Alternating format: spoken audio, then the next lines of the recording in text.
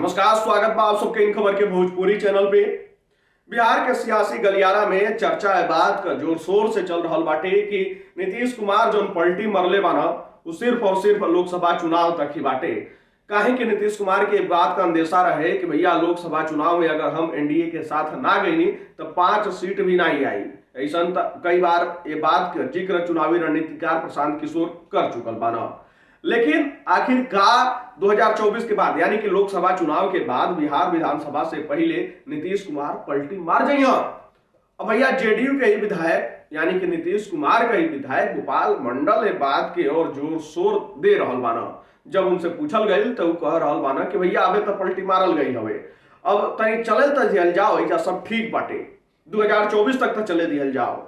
तो देखिए गोपाल मंडल भी ये कह रहा बाना कि भैया 2024 तक चले दिहल जाओ, फिर बात देखल जाए। तो यानी कि तनी पहले आप सुन ली कि गोपाल मंडल द्वारा क्या कुछ कहल गए। कहा है कि एक बार फिर से नीतीश का दरवाजा जो है वो खुला रहेगा, हमेशा के लिए खुला रहता है। अरे दरवाजा तो खुला ही रहता है, किसी का दरवाजा बंद होता है राजनीति बत्ती का? हाँ।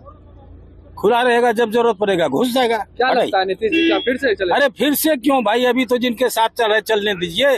तो पलटी मारने का इरादा है अभी? अभी काहे के लिए महाराज, अभी चलेगा 2024 तक, उसके बाद क्या देखा जाएगा। आप सब सुननी कि गोपाल मंडल द्वारा का कुछ कहल गई बाटे और कोना तरीका से बात का जिक्र